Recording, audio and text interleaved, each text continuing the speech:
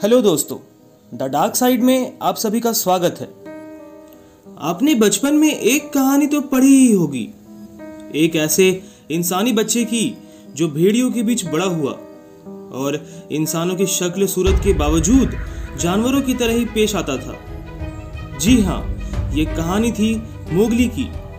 कहानी बेहतरीन है, कोई शक नहीं, लेकिन अगर मोगली जैसी हालत सच में किसी की हो जाए तो फिर आप क्या कहेंगे? सोचिए एक ऐसे इंसानी बच्चे के बारे में जो इंसानों की तरह दिखता तो हो, लेकिन दोनों हाथों और पैरों पे चलना, जानवरों की तरह ही खाना, बातें नहीं करना, शोर मचाना और तो और परेशान होने पर काटने को दौड़ना। सोचकर ही जहन में अजीब से ख्याल आते हैं, लेकिन ये महज एक कहानी ही नहीं, हकीकत है जेनी की जिंदगी की। जेनी की कहानी इंसानों के इतिहास में चाइल्ड अब्यूज की सबसे बेरहम कहानी है। जेनी को बचपन में प्यार तो दूर, 2 वक्त का खाना भी नहीं मिला। उसे एक ऐसे अंधेरे कमरे में बंद रखा गया जिसकी खिड़कियां तक भी कभी नहीं खुली। यहाँ तक कि उसे बहुत बुरी तरह मारा जाता और तो और उसे कोई भी आवाज निकालने या सुनने की अनुमति नहीं दी गई। आपको यह जान के हैरानी होगी कि जेनी के साथ ऐसा करने वाला कोई और नहीं बल्कि जेनी का अपना पिता क्लार्क विली था। विली का बचपन भी अभावों में गुजरा था। उसकी माँ एक वेश्यालय चलाया करती थी और अपने बेटे से मिलने बहुत ही कम आया करती, जिसकी वजह से क्लार्क की मानसिक स्थिति पर गहरा प्रभाव पड़ा। बड़े होने पर क्लार्क ने लॉस एंजलिस के एयरक्राफ्ट असेंबली में एज अ मशीनिस्ट काम किया। साथ ही उसने अपने से 20 साल की छोटी लड़की से शादी की जिसका नाम था आयरनी ओग्लेसबी। 20 साल की छोटी और आंखों में कैटरैक्ट इशू यानी कि मोतियाबिंद होने की वजह से वो पूरी तरह अपने पति पे डिपेंडेंट थी। क्लार्क को तेज आवाजें पसंद नहीं थी, खासकर बच्चों के रोने की। वो नशे का भी आदी हो चुका था, जिसकी वजह से वो अपनी पत्नी और अपने बच्चों को खूब मारा करता और साथ ही किसी के कुछ बोलने पे उनसे बदसलूकी से पेश आया करता था। मैं आपको बता दूं कि क्लार्क के कुल 4 बच्चे थे, लेकिन एक दिन सबसे पहली बच्ची के रोने के कारण क्लार्क ने उसे पूरी रात ठंडे गराज में छोड़ दिया, जिस कारण उसकी मौत निमोनिया से हो गई। वहीं दूसरी बच्चे की मौत बर्थ कॉम्प्लिकेशंस की वजह से हुई। तीसरा बच्चा था जॉन, जिसने सरवाइव किया क्योंकि जॉन को उसके ग्रैंड पेरेंट्स अपने यहाँ ले गए। 5 साल बीते, चौथे नंबर पे आई जेनी। 1957 में अर्काडिया कैलिफोर्निया में जन्मी जेनी अपने माता पिता की दूसरी जीवित संतान थी, लेकिन उसके जन्म के कुछ महीने बाद ही उसकी दादी की रोड एक्सीडेंट में मौत हो गई। माँ की मौत के बाद क्लार्क अधिक जालिम बन गया। उसने नौकरी तक छोड़ दी और बाहर के लोगों से और भी ज्यादा दूर रहने लगा। यहाँ तक कि वो अपनी माँ की मौत का दोषी भी अपने बेटे जॉन को ही मानने लगा, क्योंकि जब उसकी माँ का एक्सीडेंट हुआ था तो जॉन उनके साथ ही था। जब जेनी 20 महीने की हुई तो क्लार्क अपने पूरे परिवार को लेकर अपनी माँ के घर रहने चला गया, जहाँ उसने जेनी को एक छोटे से कमरे में बंद कर दिया, क्योंकि उसे जेनी के रोने और चिल्लाने की आवाज पसंद नहीं थी। साथ ही क्लार्क को यह भी लगता था कि जेनी मेंटली डिसेबल्ड है। यहाँ तक कि उसने अपने परिवार पर और भी ज्यादा पाबंदियां लगा दी, खासकर आवाज को लेकर। घर में रेडियो और टीवी तो दूर की बात, उसने अपने बेटे और पत्नी को जेनी से बात तक करने से मना कर दिया। अगर कोई उसके पिता की इजाजत के बिना जेनी से मिलने की कोशिश भी करता तो उसके पिता उसे बहुत बुरी सजा देते। यहाँ तक कि किसी को भी घर से बाहर कदम रखने तक की अनुमति नहीं थी। कुछ दिनों के बाद तो क्लार्क ने जेनी को घर के बेसमेंट में कैद कर दिया, जहां बिजली की रोशनी तो दूर, सूरज की किरण तक भी नहीं पहुंच पाती थी। जेनी की डेवलपमेंट और बच्चों की तरह नहीं हो रही थी। उसका मानसिक विकास बहुत ही धीरे हो रहा था। इसका एक कारण ये भी था कि क्लार्क उसे खाना तो दूर, पीने को पानी भी बहुत ही मुश्किल से दिया करता था।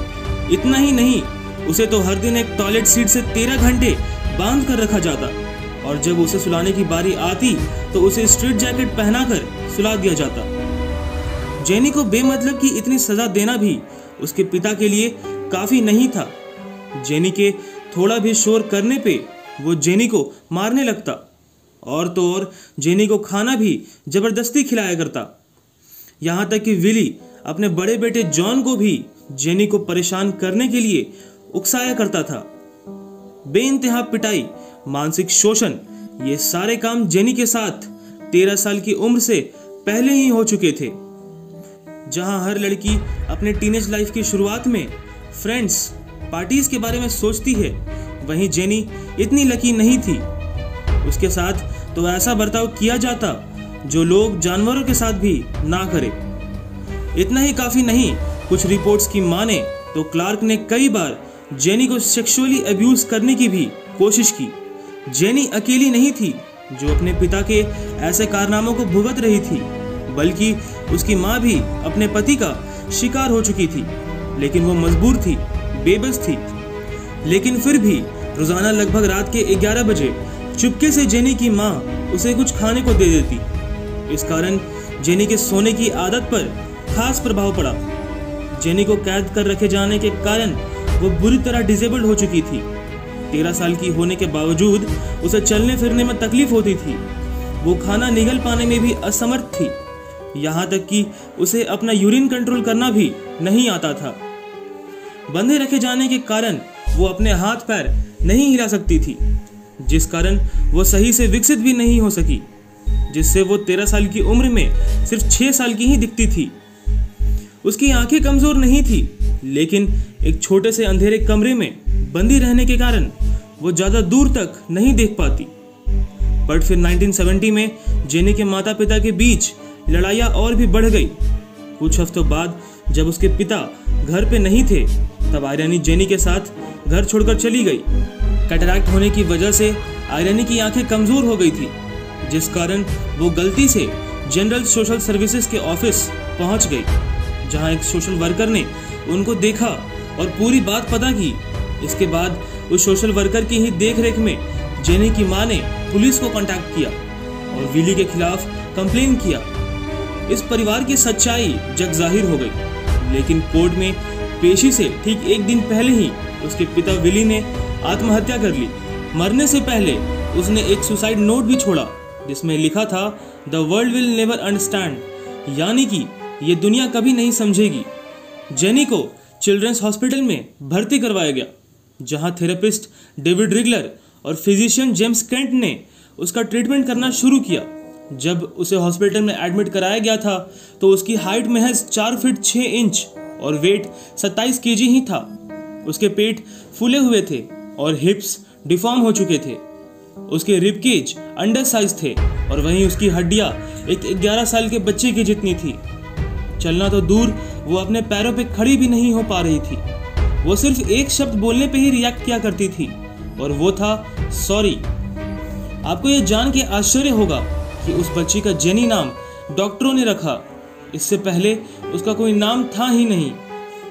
डॉक्टरों ने बताया कि उन्होंने अपनी जिंदगी में इतनी डैमेज बच्ची पहली बार देखा था, लेकिन अस्पताल में मिले प्यार और देखभाल के कारण जेनी के शारीरिक और मानसिक स्वास्थ्य में तेजी से सुधार हो रहा था। वो धीरे धीरे लोगों से इंटरेक्ट करना शुरू कर रही थी। उसे लेटर्स, नंबर्स और शेप्स के बारे में बताया गया, और जब उसने थोड़ा बहुत बोलना सीखा तो उसने डॉक्टर्स के सामने कुछ शब्द बोले, जैसे कि ब्लू, ऑरेंज, मदर, गो। उसका इलाज करने वाले थेरेपिस्ट डेविड रिगलर और उनकी पत्नी कुछ दिनों के लिए उसके फॉस्टर पेरेंट्स भी बने। वहीं बहुत से साइंटिस्ट्स और रिसर्चर्स जेनी के ऊपर रिसर्च करना चाहते थे।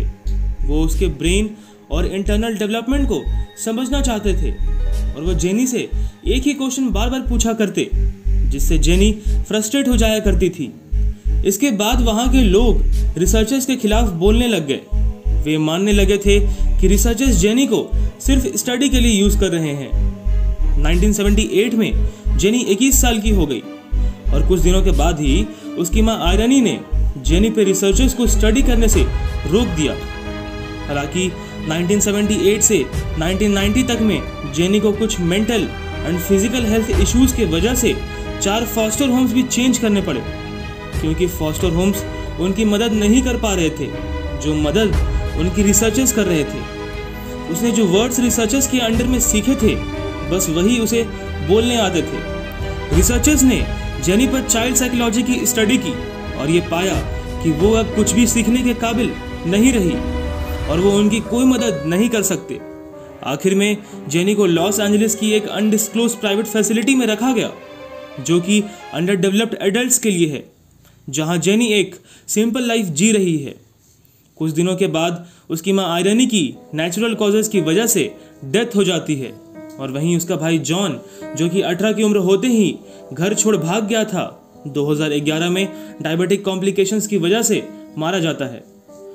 दोस्तों, अगर आपको लगे कि आपके आस पड़ोस में भी कुछ ऐसा ही हो रहा हो तो इंसानियत के नाते आप पुलिस को इन्फॉर्म जरूर करिए।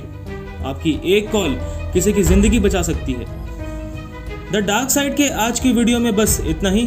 अगर आपको हमारा ये वीडियो पसंद आया हो तो इस वीडियो को लाइक, शेयर और कमेंट करना ना भूलें और हमारे चैनल से जुड़े रहने के लिए इसे सब्सक्राइब जरूर करें। हम ऐसे ही साइंस फिक्शंस, मिस्ट्रीज और रहस्य के नई वीडियोस आप तक पहुंचाते रहेंगे। लेकिन आज के लिए बस इतना ही। बहुत जल्द मिलेंगे एक नई मिस्ट्री, एक नए रहस्य के साथ। तब तक के लिए अलविदा।